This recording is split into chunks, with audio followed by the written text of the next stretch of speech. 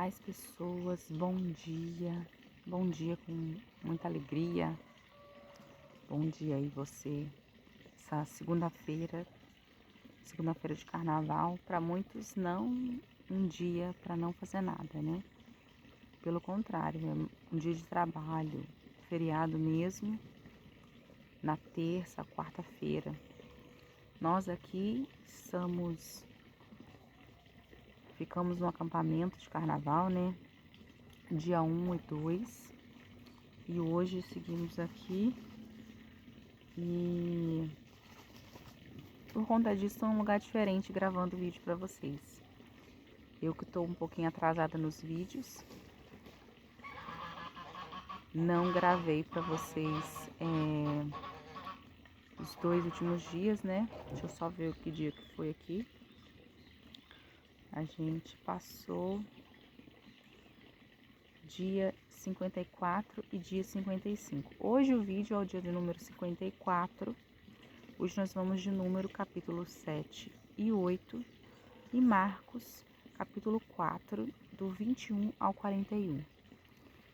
Nós estamos aqui, esse lugar que eu tô aqui para vocês é um riachozinho, tem uns patinhos aqui, bem gostoso o lugar. Vamos nesse ambiente aí, deliciarmos na palavra de Deus, amém? Então abra aí a sua Bíblia no livro de Números, capítulo de número, vou deixar aqui embaixo mesmo, 7 e 8. Antes disso, uma folhinha. As folhas caem, nada acontece sem a vontade de Deus na nossa vida, né? Convido você aí a curvar sua cabeça, amém? Para nós orarmos. Pai, muito obrigado, Senhor, por mais esta manhã, pela Tua palavra, pelo entendimento e discernimento que o Senhor nos entrega todos os dias. Nós nos colocamos mais uma vez à disposição de Ti, Pai, para entender mais do que o Senhor tem para se revelar através do Evangelho para nós. Fala conosco mais uma vez, é o que nós oramos e pedimos em nome de Jesus.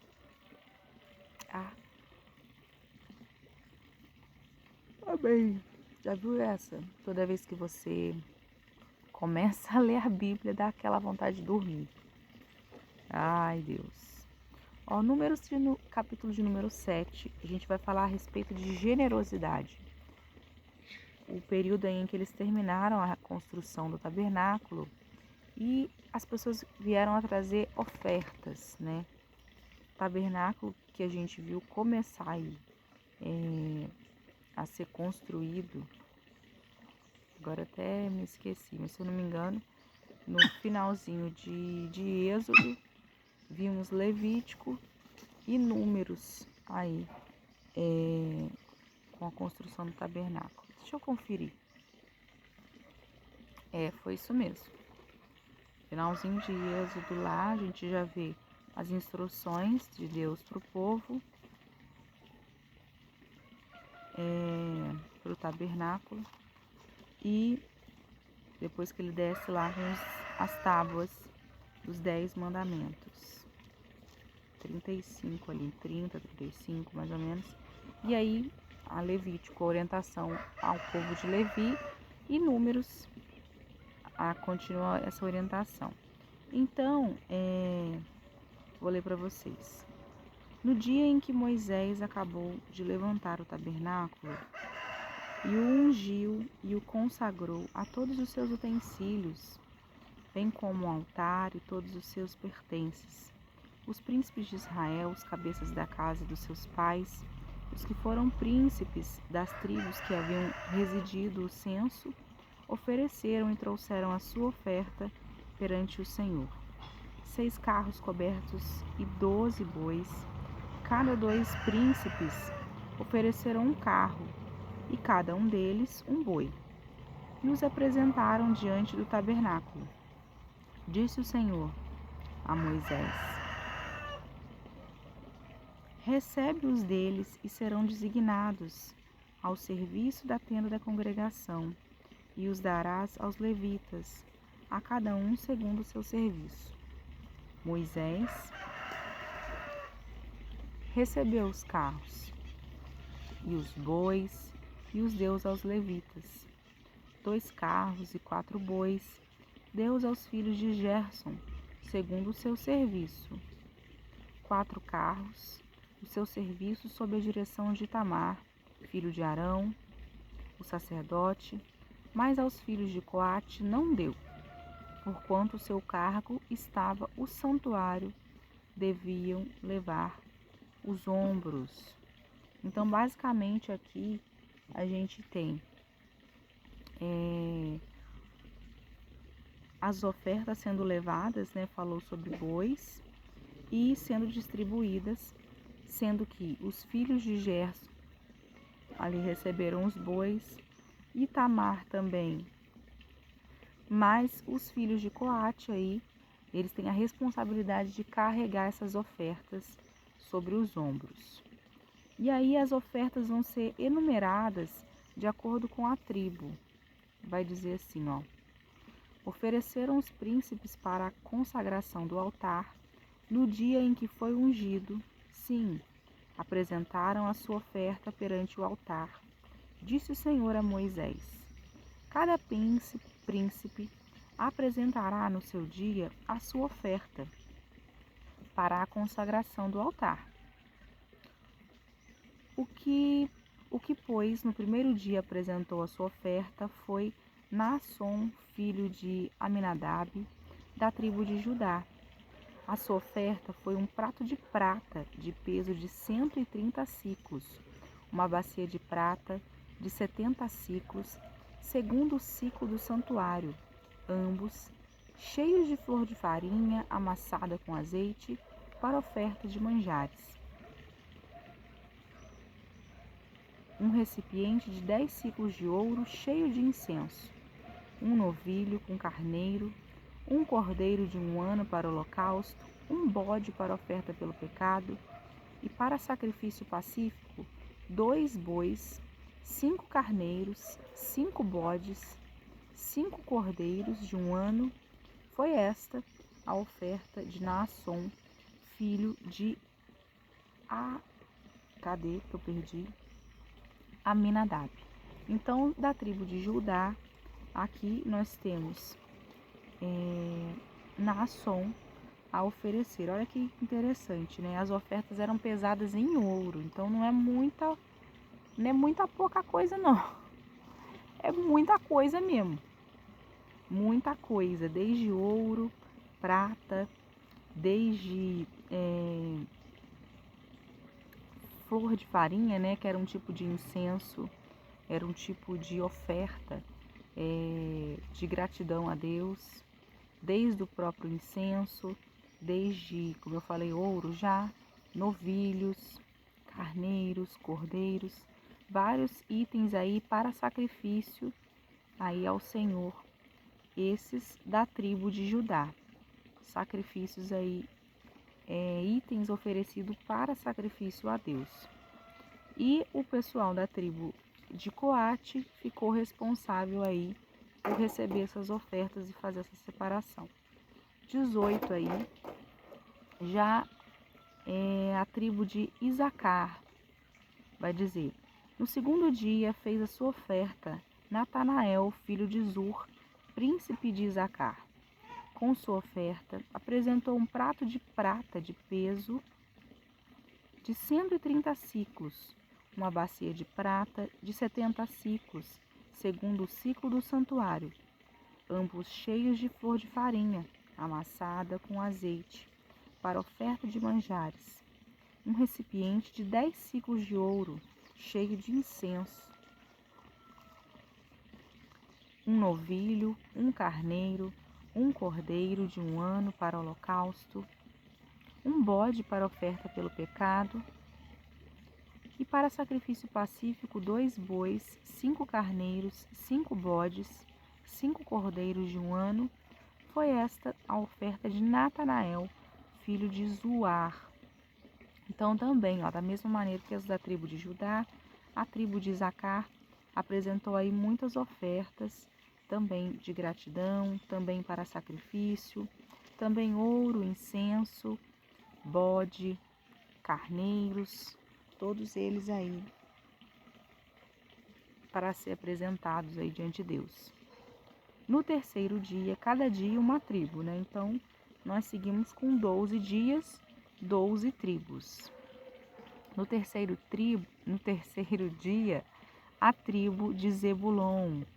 Eliabe, filho de Elon, a sua oferta foi um prato de prata do peso de 130 siclos, uma bacia de prata de 70 siclos, segundo o ciclo do santuário, ambos cheios de flor de farinha, amassada com azeite, para oferta de manjares.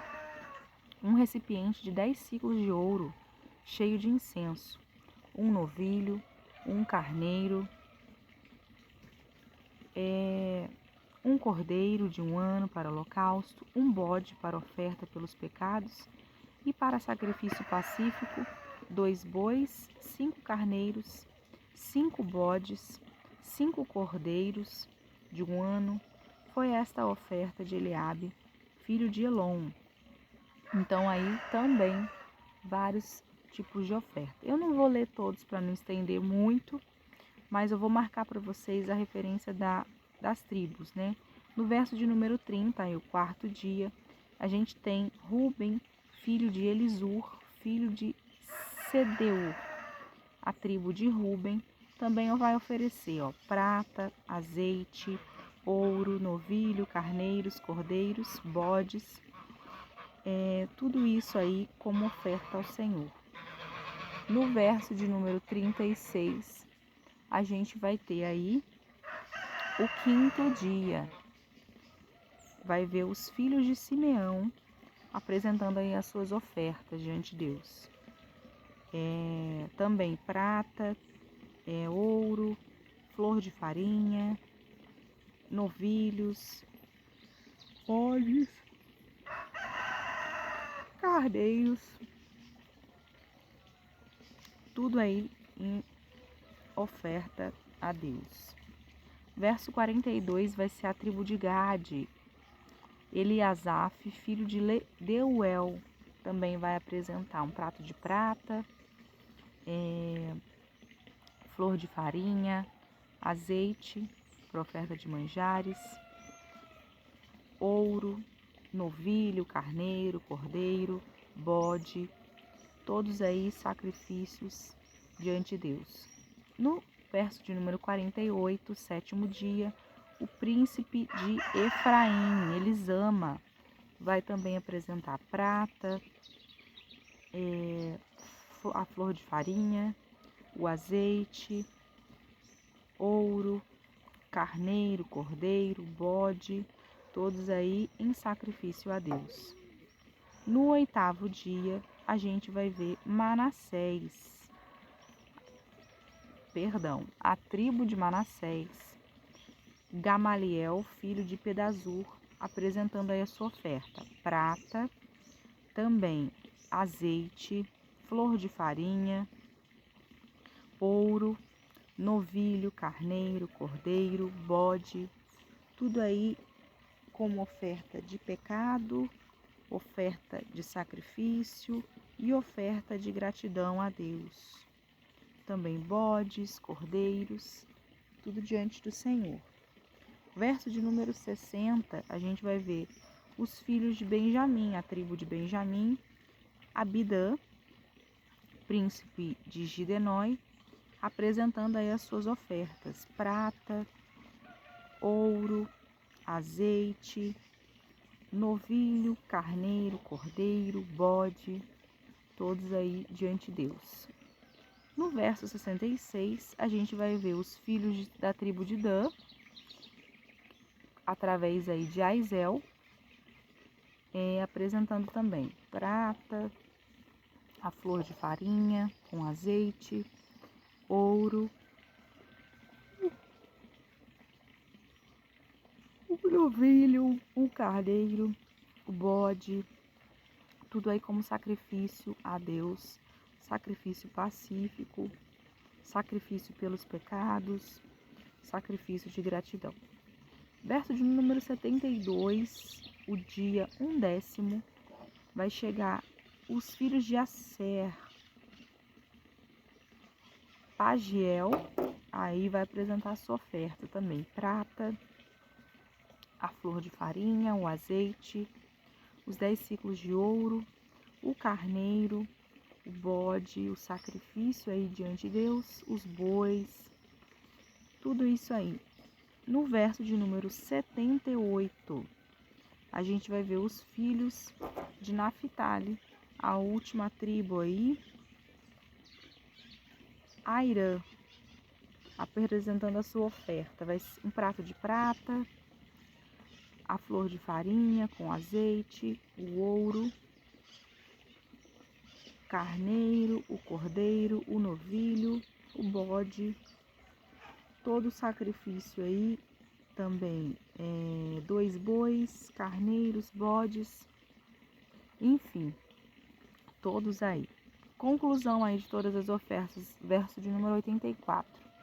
Esta é a dádiva feita pelos príncipes de Israel para a consagração do altar. No dia em que foi ungido 12 pratas de prata, 12 bacias de prata, 12 recipientes de ouro, cada prato de prata de 130 ciclos e cada bacia 70. Toda a prata dos utensílios foi de 2.400 ciclos, segundo o ciclo do santuário. 12 recipientes de ouro cheio de incenso, cada um de 10 ciclos, segundo o ciclo do santuário. Todo o ouro do recipiente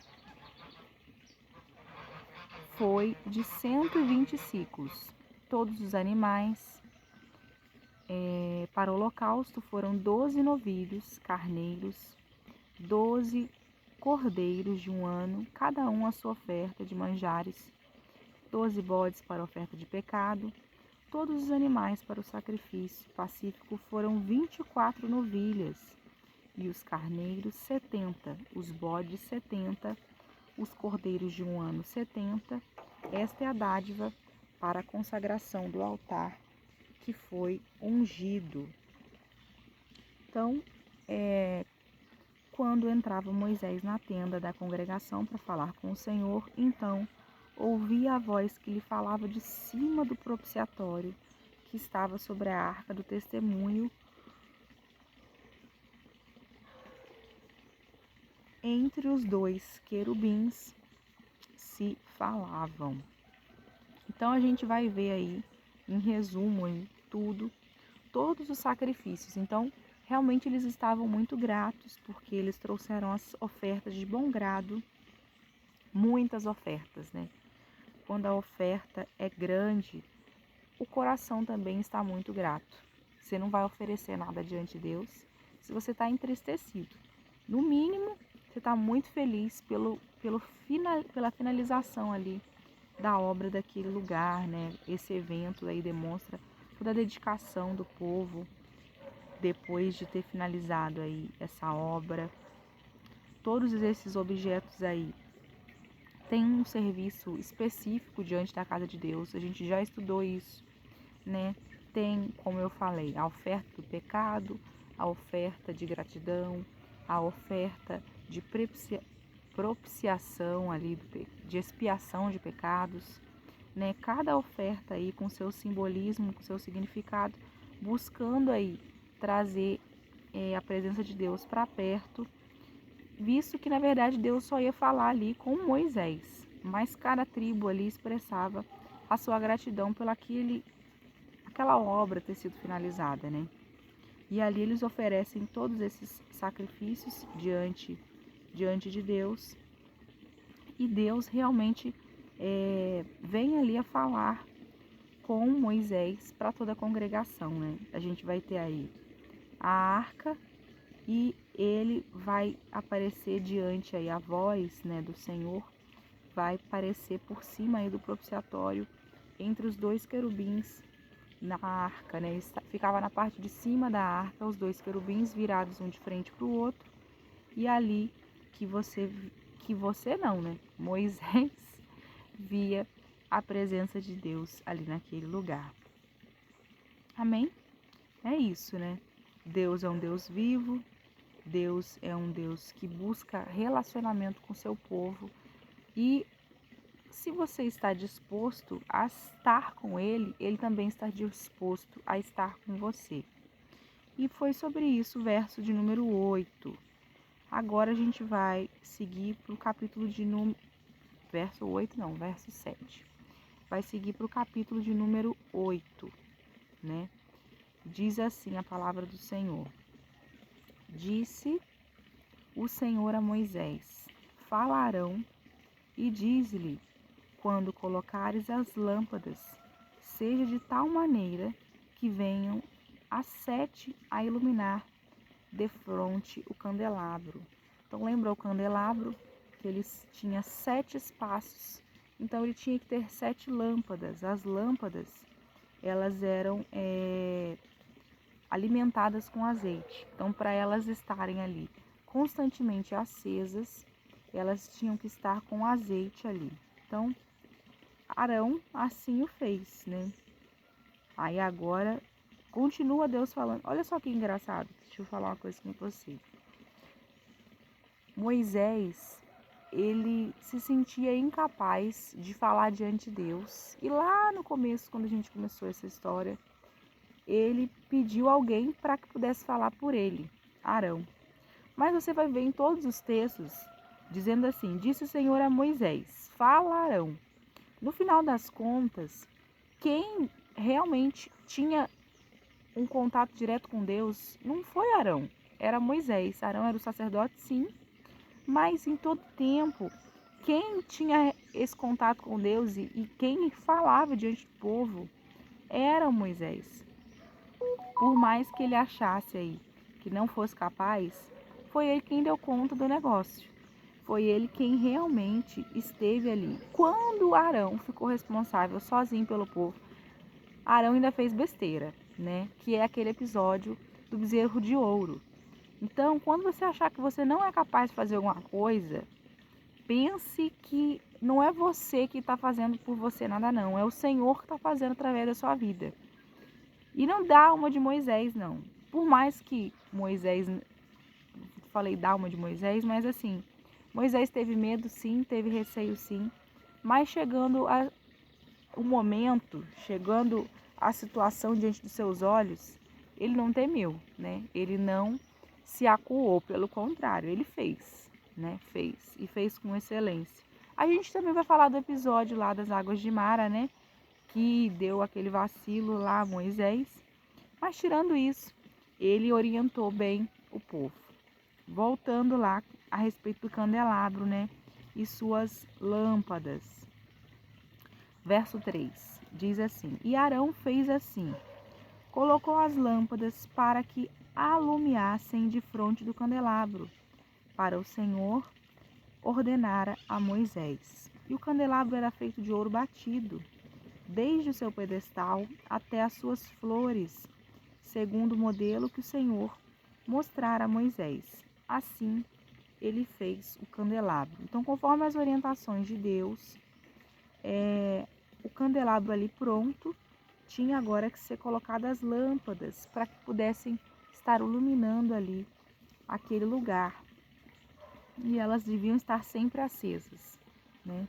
Então, a palavra vai dizer para a gente aqui que elas tinham que estar de frente. As lâmpadas, as 7 das lâmpadas, iluminando ali o tabernáculo.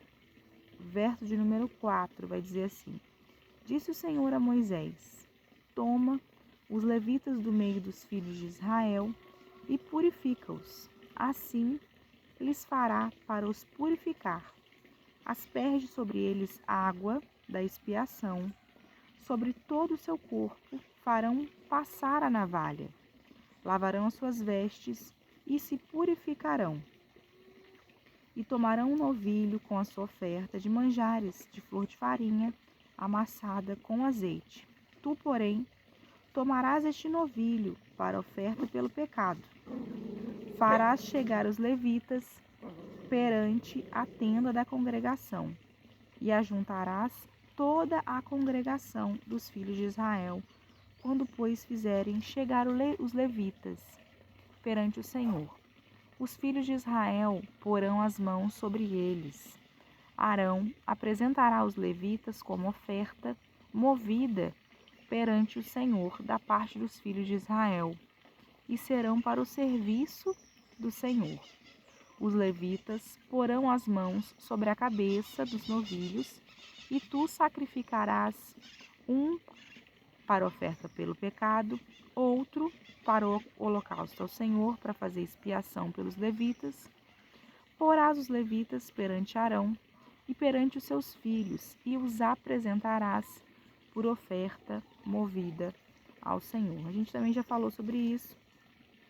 Os levitas, eles eram responsáveis pelo templo, mas nem por isso eles não deviam se santificar, pelo contrário. Aí sim que eles deviam estar limpos e purificados. Purificados no sentido de terem pedido perdão por algo que eles haviam feito, né? Oferecerem sacrifício, ofertas aí. A gente leu água para expiação, então lavar o seu corpo, se purificar, se banhar, se passar navalha aí sobre todo o seu corpo, né? Colocar assim, depilar diante de Deus, né? Além de oferecer as ofertas aí de gratidão, que é a flor de farinha, diante dos levitas da tenda da congregação. Aqui a gente está ungindo os levitas, consagrando os levitas para o serviço, né? Para poder aí estar ajudando aí todas as tribos a oferecerem sacrifício diante de Deus. A tribo de dos levitas aí, responsáveis pelo serviço na casa de Deus, todos eles se apresentaram aí perante Arão e foram apresentados como oferta movida diante do Senhor. Verso de número 14, a palavra vai falar assim: e separarás os levitas do meio dos filhos de Israel. Os levitas serão meus. Depois disso, entrarão os levitas para fazerem o serviço na tenda da congregação, e tu os purificarás, e por oferta movida os apresentarás, porquanto eles, dentre os filhos de Israel, são dados em lugar de todo aquele que abre a madre do primogênito de cada um dos filhos de Israel. Para mim os tomei, porque meu é todo primogênito entre os filhos de Israel, tanto os homens como os animais dos dias na terra do Egito. Feri todo primogênito e os consagrei para mim. Tomei os levitas em lugar de todo primogênito entre os filhos de Israel. E os levitas, dados a Arão e a seus filhos dentre os filhos de Israel, entreguei dentre os filhos de Israel. Entreguei para fazer o serviço dos filhos de Israel, na tenda da congregação, para fazerem expiação por eles, para que não haja praga entre o povo de Israel, chegando-se os filhos de Israel ao santuário. Deixa eu só falar uma coisa. O povo de Israel, na verdade, a ideia inicial de Deus era que todo o povo fosse consagrado, todo o povo fosse levita, todo o povo fosse separado. Mas lá no finalzinho de Êxodo, a gente já viu que eles já ficaram com medo quando Deus se aproximava diante deles no monte, né? Então ele resolveu separar um povo específico, uma tribo específica. Tudo que é primícia, né? Hoje a gente tem o princípio da primícia, entregar a primícia diante de Deus, a consagrar os nossos filhos. A gente não batiza crianças, a gente consagra os nossos filhos de Deus.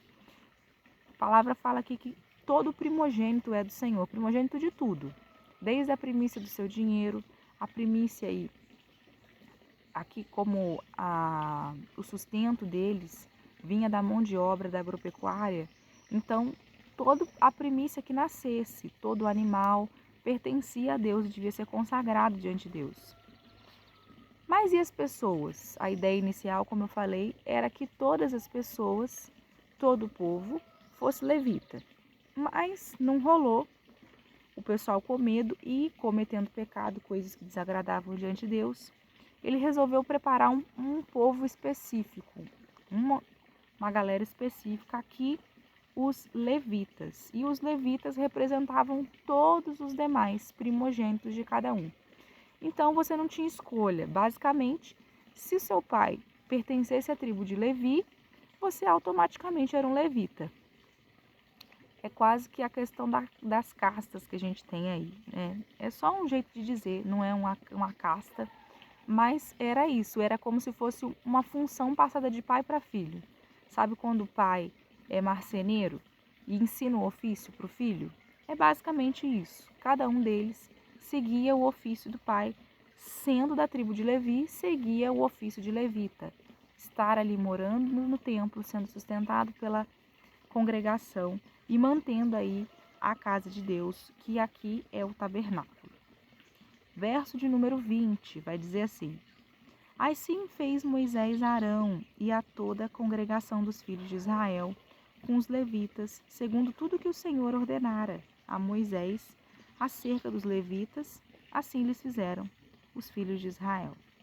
Os levitas se purificaram, lavaram as suas vestes, e Arão os apresentou por oferta, movida perante o Senhor, e fez expiação por eles para purificá-los.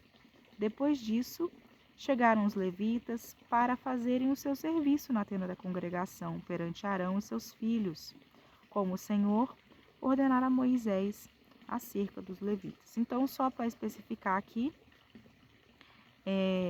Moisés, depois de receber essa orientação de Deus, explicou a Arão, que foi o primeiro levita na casa de Deus, e Arão explicou aos demais levitas que assim puderam se purificar, se lavar, apresentar aí as suas ofertas e logo em seguida começar o serviço, trabalhar para o templo. Porque no templo ali, cada uma das pessoas que pertencia à tribo tinha também que oferecer seus sacrifícios para que houvesse perdão de pecados. Eu sempre falo, né? Devia ser uma matança geral. Devia, não era. Vocês viram quantos animais a gente leu no finalzinho do verso, no verso 8? Ó, lê aí o 88 para você ver, ó. Animais para sacrifício pacífico foram 24 novilhos, 60 bodes, 60 carneiros, enfim, é muito animal. No 87 você vai ver, ó, 12 cordeiros de um ano, eram muitos animais. Por isso a expressão que a gente usa que Jesus é o cordeiro que tira o pecado do mundo.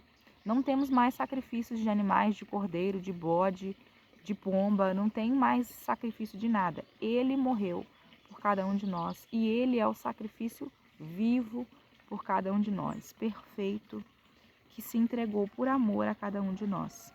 E aí, após eles poderem se santificar, eles puderam começar a trabalhar aí na tenda da congregação, os filhos de Arão.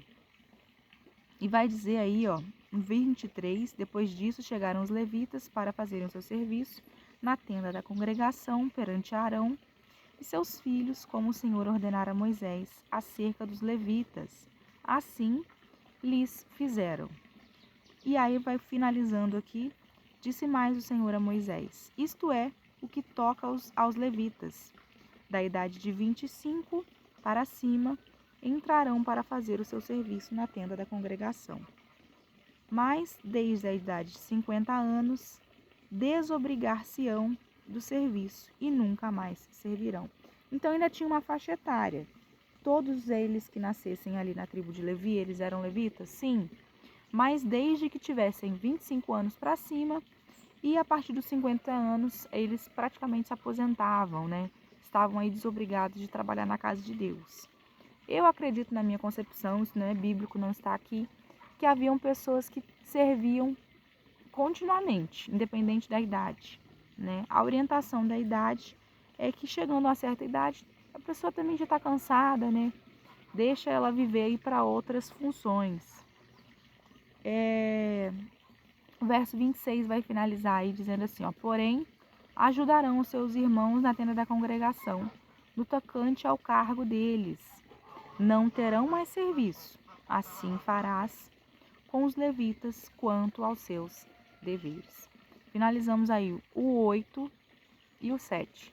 Então, como eu falei, 50 anos eles não desobrigam mais o serviço, mas se eles quiserem auxiliar de alguma maneira, realmente eles podem.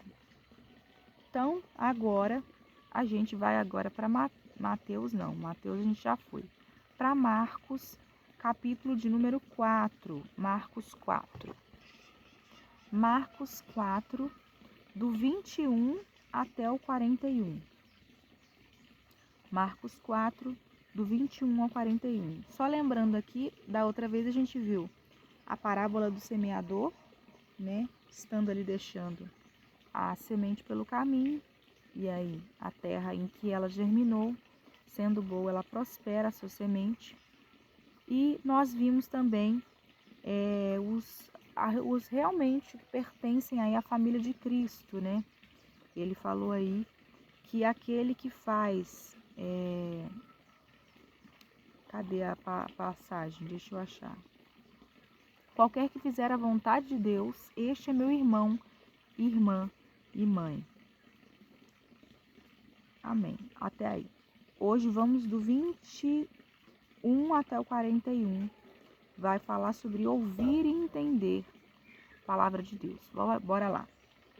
Então, também lhes disse: vem porventura a candeia para ser posta debaixo do alqueire ou cama? Não vem antes para ser colocada no velador, pois nada está oculto, senão para ser manifesto. E nada se faz escondido, senão para ser revelado. Se alguém tem ouvidos para ouvir, ouça. Então lhes disse: atentai no que ouvis, com a medida com que tiverdes medido, vos medirão. Também assim se vos acrescentará, pois ao que tem se lhe dará, e ao que não tem, até o que tem lhe será tirado. Então aqui a palavra ela fala pra gente, né? Aquele que tem a presença de Deus, ele não tem como ficar escondido. Vai falar aí a respeito das lamparinas. Você não tem uma lâmpada para ficar escondido debaixo da cama. Eu e você, nós somos luz diante das pessoas. Nós temos que resplandecer a glória de Deus. Então, você não pode achar que é um crente 007 e vai ficar escondido aí na sua casa, quietinho, falando nada para ninguém. Nós estamos no ano do discipulado e a referência é Mateus 28. Ide por todo mundo, pregar o evangelho a toda criatura, batizando-os todos em nome do Pai, do Filho e do Espírito Santo. É ide, é no imperativo, é para todos. Então nós, como lamparinas aí, nós precisamos iluminar todo o ambiente. Quando a gente chegar num lugar, a gente realmente, as pessoas têm que falar assim, ó, fulano chegou. Não conversa mais tal assunto que não é legal. Não fala mais tal coisa que fulano não gosta de palavrão. Fulano não...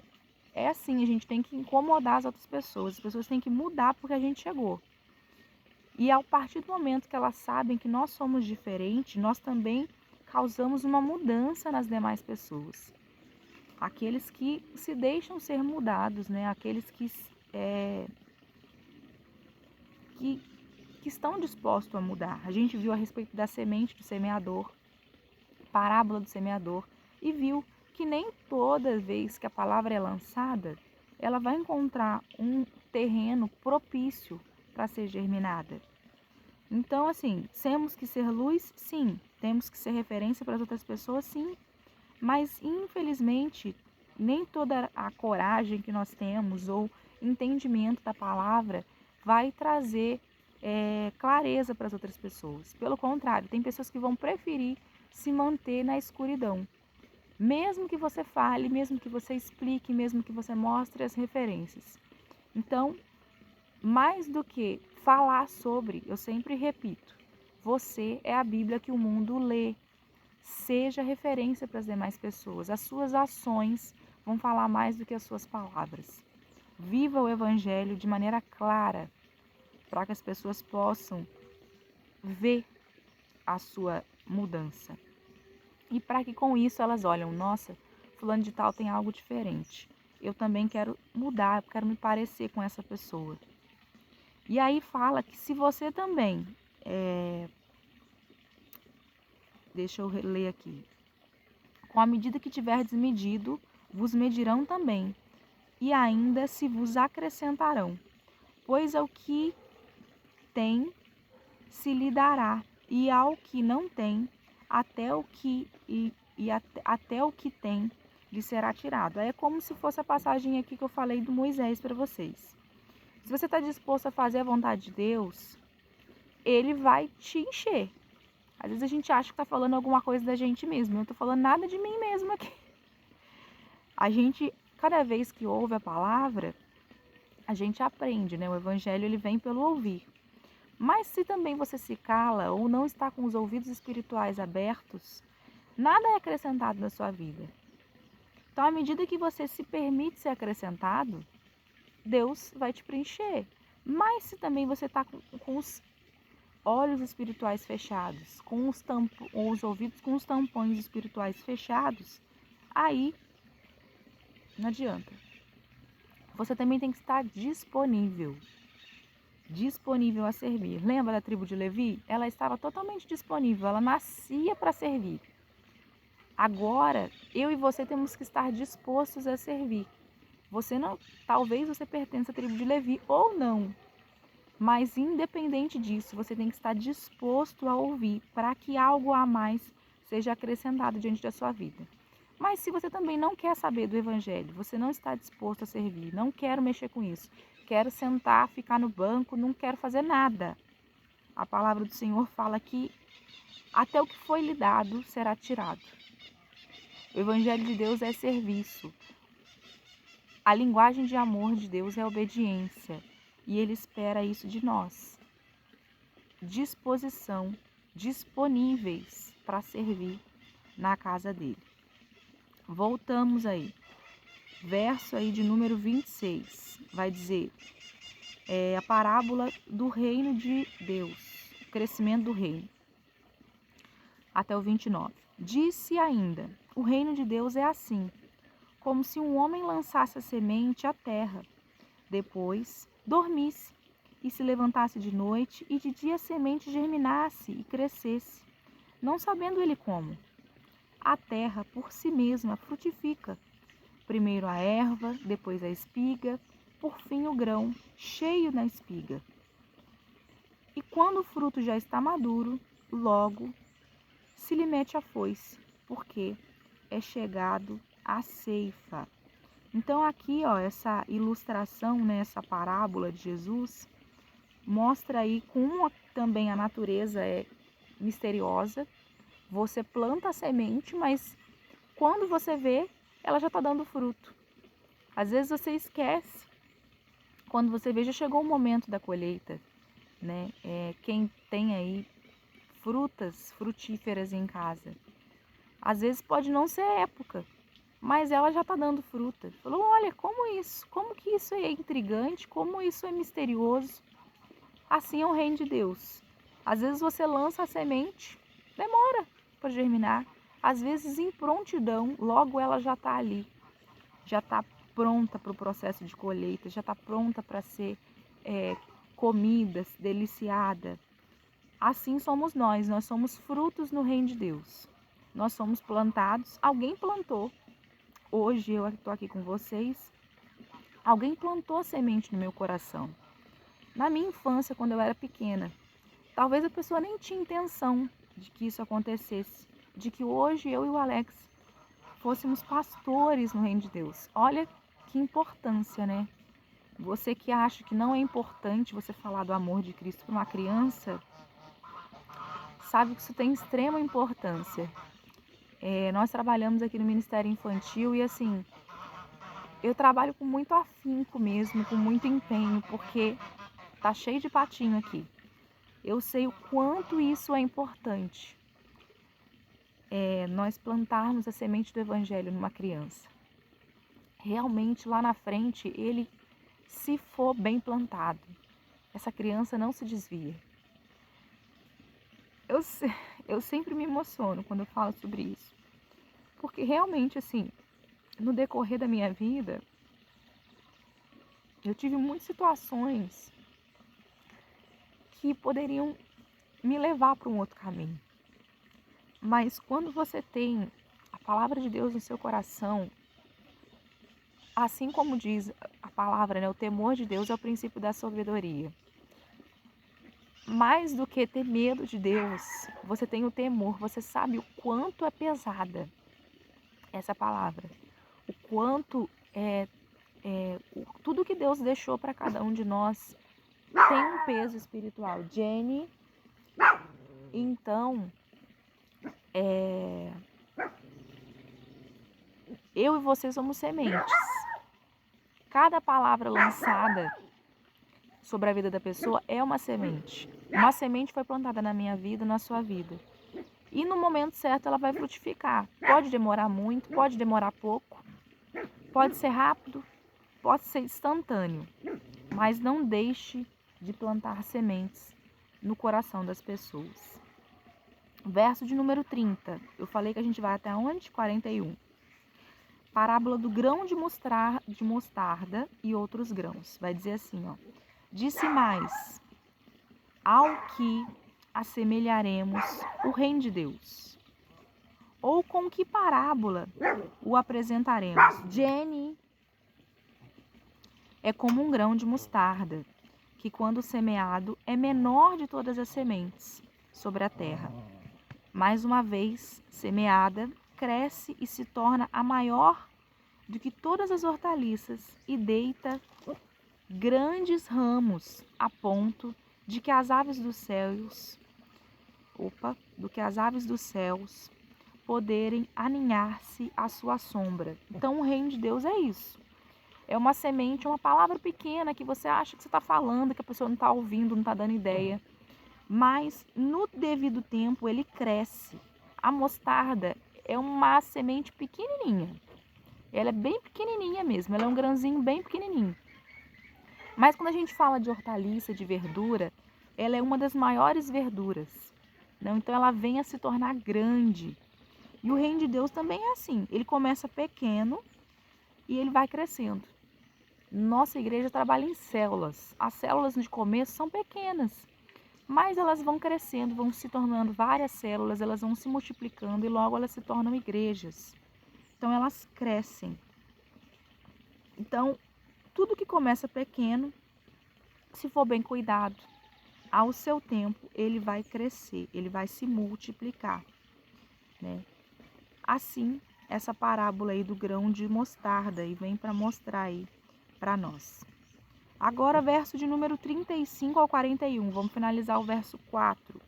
Vai falar sobre Jesus acalmando aí a tempestade. Naquele dia, sendo já tarde, disse-lhes: Jesus, passemos para a outra margem. E eles, despedindo a multidão, o levaram, assim como estava o barco, e outros barcos o seguiam. Ora, levantou-se grande temporal de vento, e as ondas se arremessavam contra o barco, de modo que o mesmo já estava enchendo-se de água. E Jesus estava na polpa, dormindo, sobre o travesseiro, e eles o despertaram e lhe disseram: Mestre, não te importa que pereçamos? E ele, despertando, repreendeu o vento e disse ao mar: Acalma-te, emudece. O vento se aquietou e fez-se grande bonança. Então lhes disse: Por que sois assim tímidos? Como é que não tendes fé? E eles, possuídos de grande temor, disseram uns aos outros: Quem é este que até o vento e o mar o obedece? Quem é o homem que tem o poder de andar sobre o mar? Quem é ele que pode fazer o mar? Música da Cassiane, depois eu ponho para vocês a referência aí no finalzinho. Então aí mostra que até sobre a natureza Deus tem poder, né? Sobre todas as coisas. Mais do que aí sobre a tempestade, sobre o vento, a tempestade que mostra as dificuldades da nossa vida. Ele está no controle de tudo. Você pode achar que não está, que o vento, que tá o seu barco, que é a sua vida, está afundando, mas ele está no controle de todas as coisas. De todas as coisas. Basta você ter fé. Aqui. Eu tô gravando. Tá gravando? Aham. Aqui os homens tiveram fé.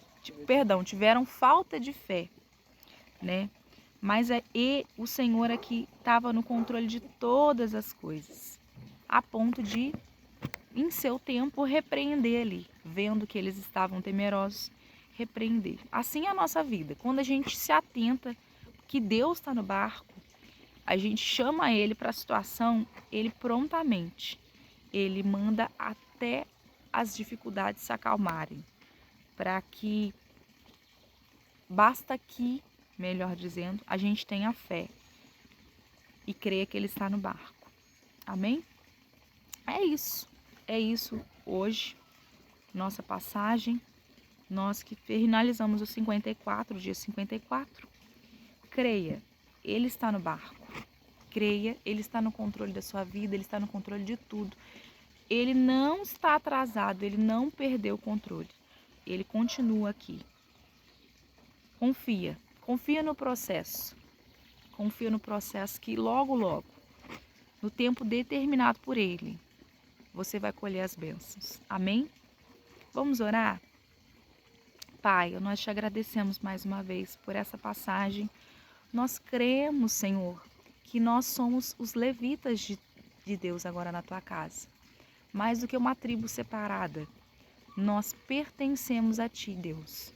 Nós entregamos a nossa vida diante de Ti e nós nos colocamos à disposição para Te servir. Nós queremos ser essas pessoas, Pai, que pregam o Teu Evangelho, que falam do Teu amor, que confiam no Teu processo, Pai. Confiam que mesmo as adversidades, elas vão trabalhar na nossa vida, no nosso caráter como cristão, para que nós possamos crescer, estar moldados à sua estatura. Deus, nos ajuda também nas dificuldades, né, Pai? Porque nós não sabemos o quanto nós precisamos ser moldados, mas nós confiamos no seu processo. Nós confiamos que o Senhor está fazendo o melhor para cada um de nós. Deus tem o melhor para cada um de nós. E eu creio em nome de Jesus que no seu tempo devido nós colheremos os frutos da nossa caminhada como cristãos. Amém? Amém, é isso. Obrigado você. Até amanhã, dia 55. Seguimos aí com mais um dia da leitura, finalizando aí na glória de Deus. Tchau, tchau.